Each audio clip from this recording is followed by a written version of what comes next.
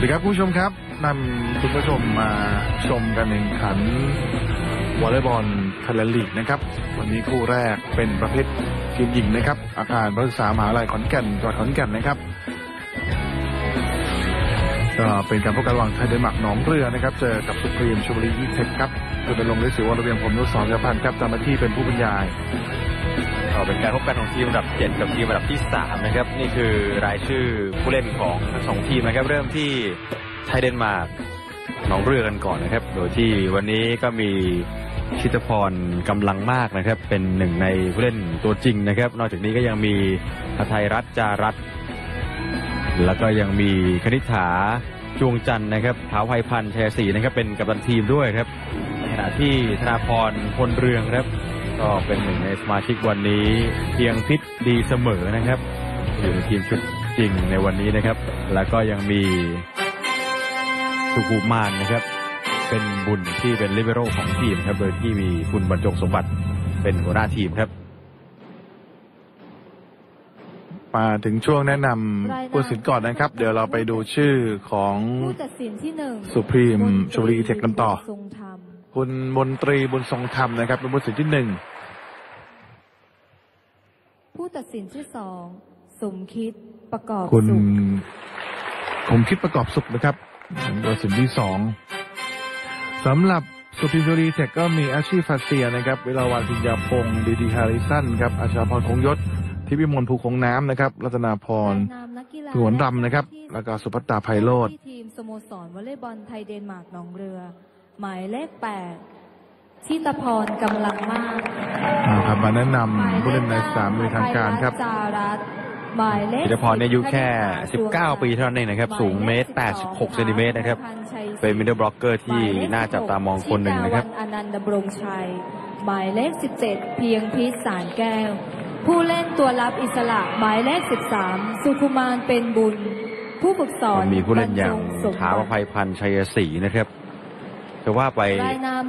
25 ปีนี้อายุดูเหมือนจะไม่มากนะครับแต่ว่าประสบการณ์ในระดับชาตินั้นเหลือเฟือแล้วครับหมายเลข6แอดลีเฟเซอร์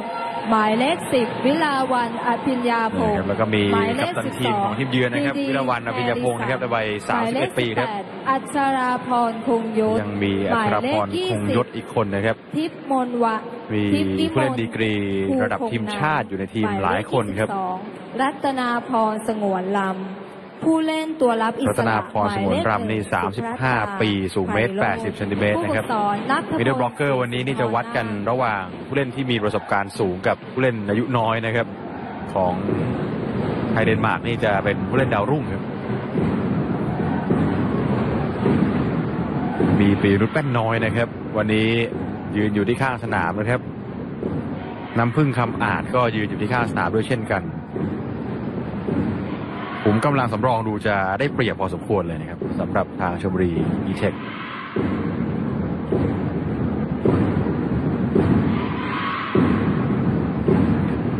เกมก็กำลังจะเริ่มนะครับผลงานนัดล่าสุดนะครับวันที่29 พฤศจิกายนนะครับสุพรีมชลบุรีอีเทคเจอของแข็งครับแข็งที่สุดในลีกแล้วครับนั่นคือบางกอกกลาสนะครับปรากฏว่าแพ้ไป2-3 เซตนะครับ34-32 22-25 17-25 25-20แล้วก็13-15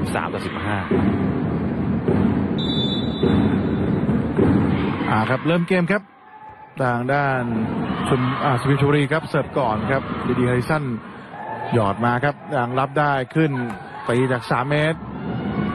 ยังงัดกลับมาแล้วไหลหลังมาครับยังรับข้ามมาซ้ำอีกทีหนึ่งยังร้อนอีกทีหนึ่งแล้วก็เล่นบอลเร็วติดบล็อกครับลูกนี้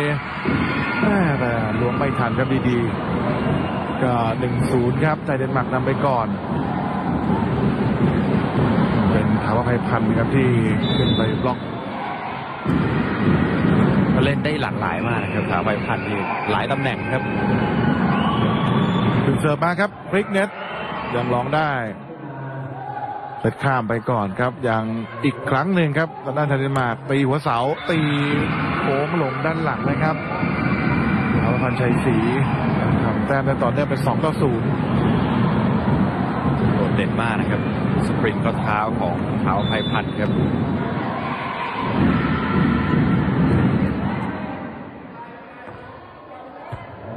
เสิร์ฟต่อครับไทยเดนมาร์ก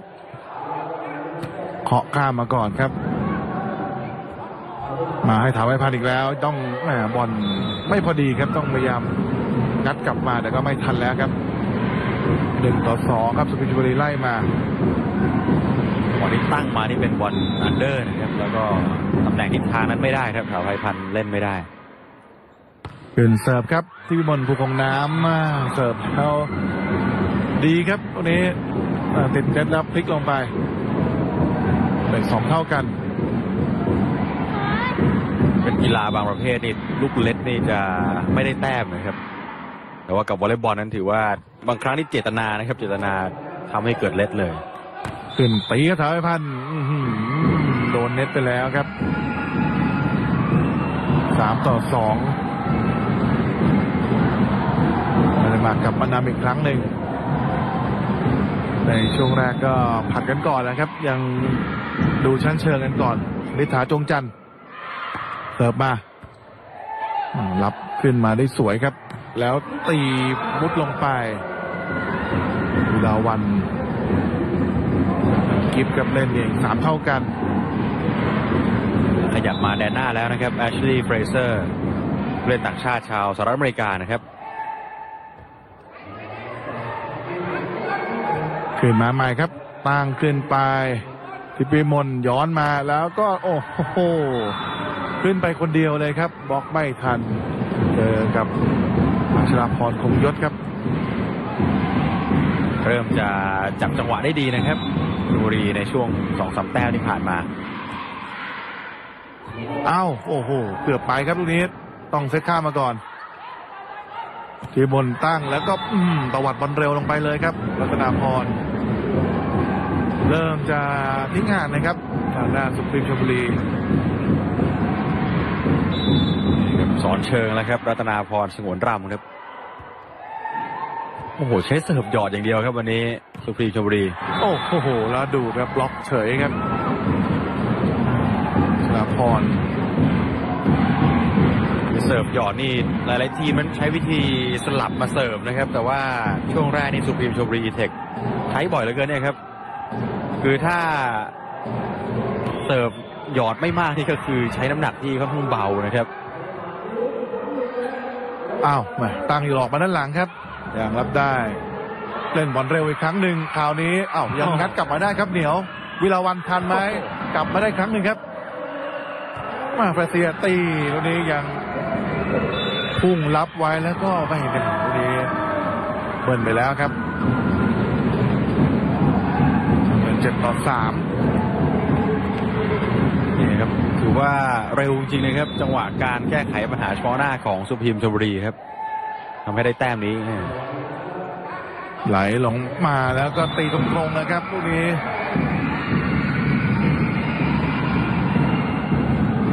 ได้แต้มนะครับเดนมาร์กกลับมาได้แต้มครับหลังจากที่แต้มมีหยุดอยู่ที่3 คะแนนอยู่นานเลยครับมัสคอตไทยเดนมาร์กนี่สวมชุดนักเรียนนะครับให้เด็กดื่มนมนะฮะ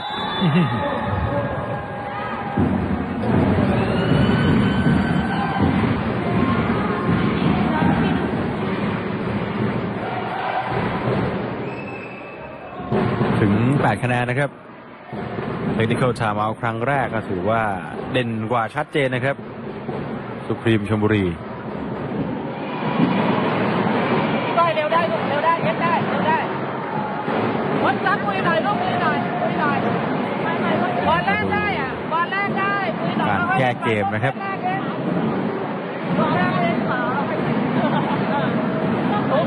แต้มก็ยังไม่ได้ทิ้งห่างกันสักเท่าไหร่นะครับยังมีโอกาสอยู่ที่ชุมพรซับโค้ชก็ต้องพยายามกระตุ้นกันหน่อยนอกจากคุณบรรจงสมบัติแล้วก็ยังมีคุณชันชัยบาลีนะครับผู้ช่วยทีมผู้ช่วยร่วม4 ชีวิตเลยนะครับมาร่วมกัน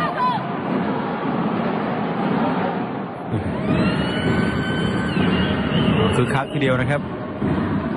บรรยากาศในวันนี้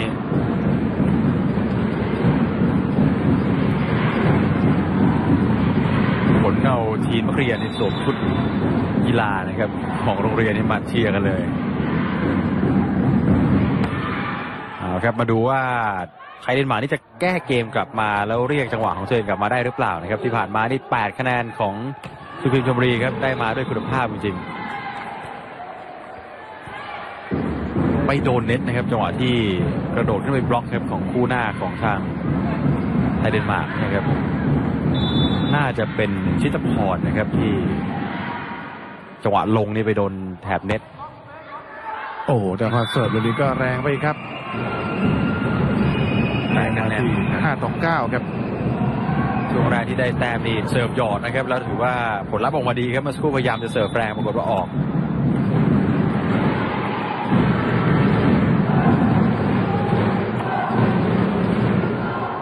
ครับรับแล้วยังเป็นบอลในเบิ้ลไปแล้วครับเป็นกาเซียครับที่พลาดไปต้องเล่นเกมรับบ่อยกันนะครับช่วงแรกเบรซีเป็นตัวนี้จะถนัดเกมรุกครับยังอารมณ์ดีนะครับเสียแต้มเมื่อสักครู่นี้ยังยิ้มอยู่ครับเซตตั้งขึ้นมาครับที่มนแล้วก็โอ้โหแก้ตัวได้ครับวันนี้ตีมาด้านหลังเลยครับสุพรรณชลบุรีนำห่างเป็น10-6ครับดูวงสวิงของเธอนะครับบอลพุกลงแรงเหลือเกินนะครับหมดสิทธิ์สำหรับชิตพรเสิร์ฟต่อครับสุพรรณชลบุรีอันเดอร์มาถาภัยพันธ์ตั้งอีกทีครับธนพรบอลข้ามมาโอ้โหมาเจอกับดีๆไม่เหลือครับ11-6คือผู้เล่นที่มีส่วนสูงมากที่สุดในทีมแล้วก็ในสนามวันนี้นะครับ1.92 เซนติเมตรครับถือว่าได้เปรียบผู้เล่นในไทยลีกมากเลยสปายตรงนี้หลอกจังหวะ2สวยครับมีแบบนี้บ้างครับให้มันหลากหลายเข้าไว้ครับเพียงพิษดีเสมอดูครับจังหวะโยกนิดเดียวครับปิดร่างกายแล้วก็บอลข้ามมาตามไม่ทันครับตามฝั่งสุพรรณชลบุรี7-11แล้วนะครับขึ้นมาใหม่ฟาเซียโอ้โหลุกลงไปนี่ก็แต่ว่าบอลนู้นจะออกเลยครับ8-11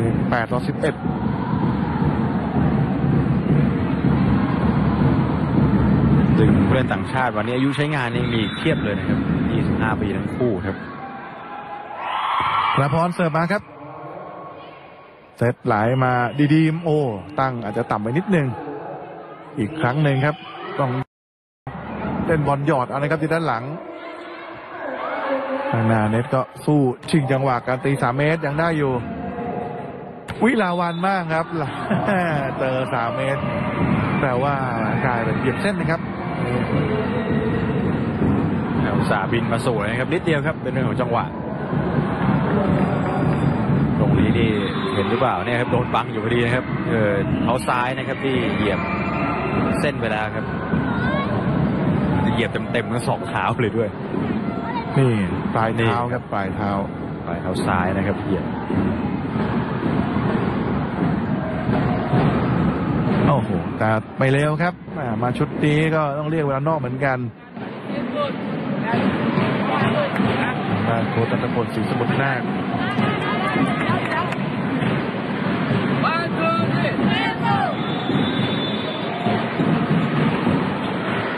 ผู้ช่วยอย่างคุณนิพนธ์แจ่มแจ้งนะครับ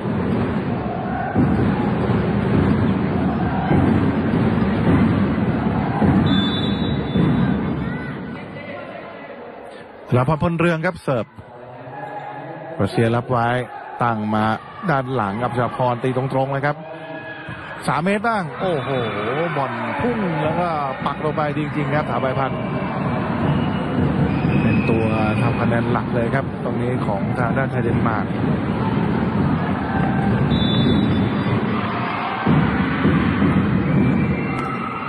เสิร์ฟไปทีนึงเซตสั้นๆโอ้โหดีๆทุกไปตรงๆเนี่ยครับ12-10จังหวะที่จะให้บอลสั้นกับดีๆนี่ขอให้เซตให้สูงไว้ก่อนนะครับจะได้เปรียบทันทีครับจังหวะที่เลือกจุดตกนั้นจะเลือกได้มากกว่าครับใช้บอลเร็วสู้ครับ ได้ดีเช่นเดียวกันครับไทยรัฐจารัตขึ้นไม่ทันครับบล็อกของสปินชลบุรีวิลาวันใช้ทีมเวิร์กใช้จังหวะมาช่วยนะครับไทยเดนมาร์กนี่ครับดีๆนี่มาแบบนี้เหมือนเดิมนะครับก็เห็นนะครับบล็อกก็มาถึง2 คนแต่ว่าบล็อกไม่ทันไม่ไหวจริงๆครับ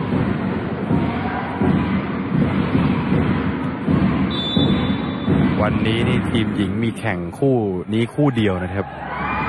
เป็นมาเรือกับชูทีมชลบุรีอีเทคนะครับในวันที่5 ธันวาคมนะครับวันพ่อแห่งชาติ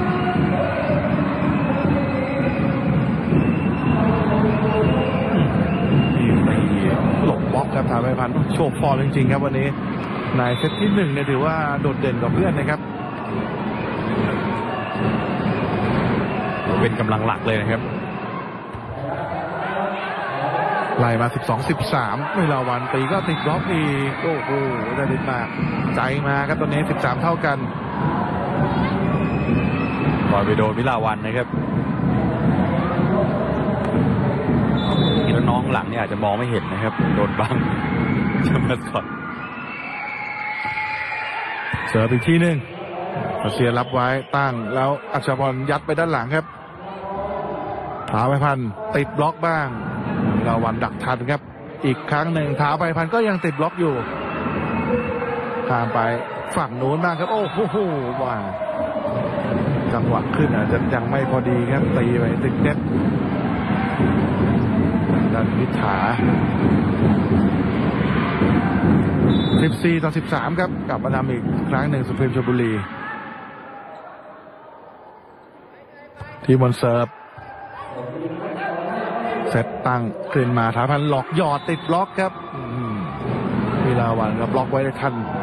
15-13คือจังหวะที่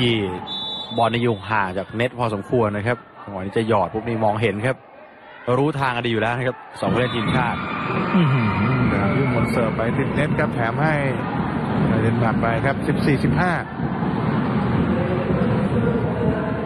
นี่คือเสิร์ฟของสุพรรณชลบุรีนี่ดูจะกดดันไม่ได้อันนี้ขาเสิร์ฟเอื้อมมาแล้วต้องหยอดครับด้านหลังตวัดลูกนี้ลงไปครับง่ายๆเลยตะพรกำลังมากเป็นช่องว่างเป็นหลุมพอดีเลยนะครับพื้นที่ตรงนั้นไม่มีใครครับ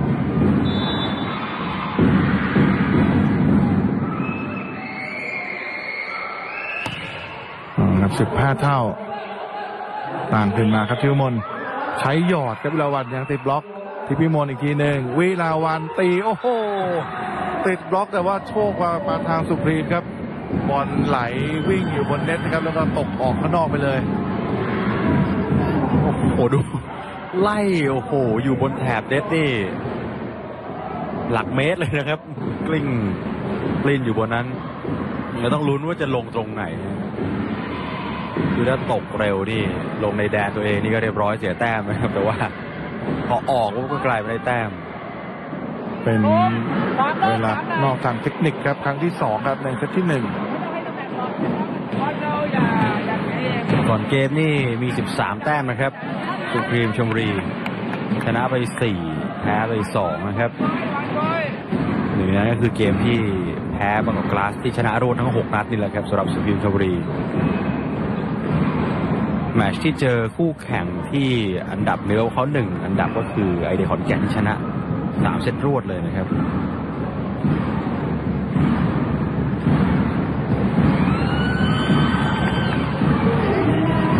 ออกสตาร์ทใช้ได้ครับจะมีก็แมตช์แรกของฤดูกาลเลยนะครับที่พวกเขาแพ้นครราชสีมา1-3 เซตครับอาจจะยังเรียกจังหวะของตัวเองไม่ได้ครับหลังจากนั้นก็ถือว่าติดเครื่องครับแล้วมาแพ้แค่ทีมเดียวคือทีมจ่าฝูงเกิดไปทีหนึ่ง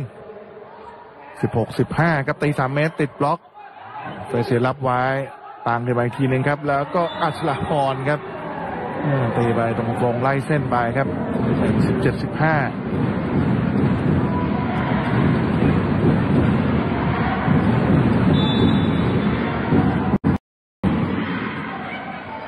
เสิร์ฟได้ดีครับ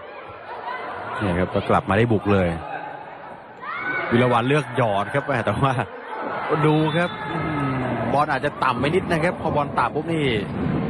จังหวะจะเล่นไม่ถนัดแล้วครับเสียแต้มไปเลยครับไทยเดนมาร์กนำ3 คะแนนหรือว่ามีช่องว่างหายใจอยู่ระดับหนึ่งเลยครับช่วงใกล้ๆจะปลายเซตแล้วเสิร์ฟต่อครับวิรวัลย์ทำแต้มไล่หนีช่วงท้ายเซตนี่เองนะครับทางด้านสุพรีมชลบุรีตีมาติดบล็อกแล้วก็ไปกระดอนไปโดนผู้สินกระบุยหลุดเลยครับเจ็บถือว่าบล็อกออกไปแล้วนะครับผู้สินนี่ก็ถือว่าเป็นเหมือนอุปกรณ์สนามนะครับคือโดนไว้นี่เหมือนโดนเสาต้องขอเวลานอกครับ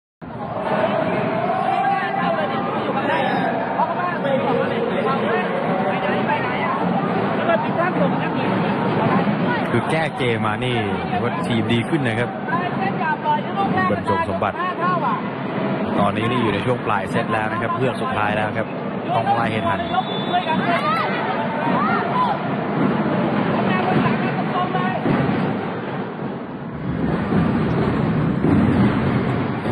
นี่จังหวะที่จะโค้ชจังหวะจะสอนนี่อาจจะต้องใช้เสียงนิดหนึ่งนะครับเพราะว่าบรรยากาศในสนามมันค่อนข้างดังเหมือนกันนะครับมีกลองมีอุปกรณ์เชียร์ด้วยนะครับอ้าวไหลมาโอ้โหลูกนี้โดนเสียชิงจังหวะครับบล็อกลงไป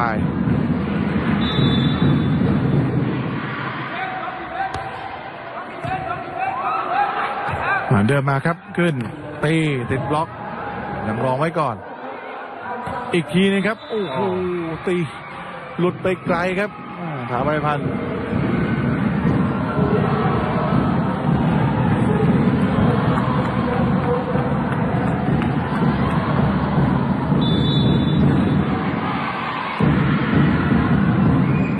เสิร์ฟมาครับไล่มา16 ต่อ 20เขียวกับตีลงไปครับอัชราพร21-16 2 ทีมนี้ก็มีบรรดาผู้เล่นดาวรุ่งกันทั้งคู่นะครับอัชราพรคงยศนี่20 ปีแล้วนะครับยุคนี้นี่มีบรรดาผู้เล่นอายุ16-17 ปีขึ้นมาอยู่ไม่น้อยนะครับบรรดาทีมลีกสูงสุดของบ้านเราโอ้โหจากบอลจาก3 เมตรนี่น่าจะลงบนเส้นครับให้เป็นแต้มของไทยเดนมาร์กนี่ครับติด1 17-21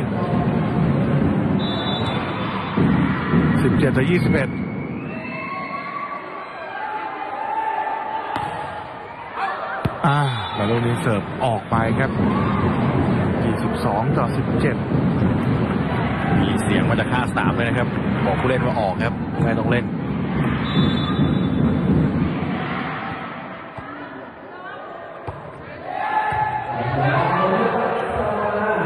ตื่นมาตีลูกนี้ยังบล็อกได้แล้วก็งัดกลับมาไม่ได้นะครับ23-17หวานจะใส่เต็มๆนะครับหมายเลข10นี่พลิกขานะครับอยู่แค่17 ปีเท่านั้นเอาถาไพพันธุ์ออกมาเก็บแล้วครับในโอกาสผู้เล่นดาวรุ่งนะครับสุนิตานี่19 ปีนะครับเช่นเดียวกันกับทิตาภานะครับผู้เล่นหมายเลข1และหมายเลข11นะครับเหลือ2 แต้มครับโอกาสที่สุพรีมชลบุรีจะได้เซตนั้นมีสูงเหลือเกินโอ้โหแล้วได้เซตพอยต์แล้วครับ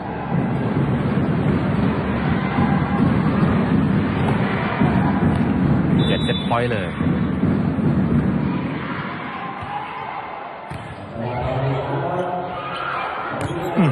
ตีแรงเกินไปแล้วก็ปิดเซตแรกนะครับสุพรีมชลบุรีเทคก็เอาชนะไทยเดนมาร์กไปได้ก่อนกับ25-17ครับในเซตที่1ก็เดี๋ยวเราจะพักกันสักครู่ครับแล้วกลับมาดูกันต่อครับในเซตที่2นะครับ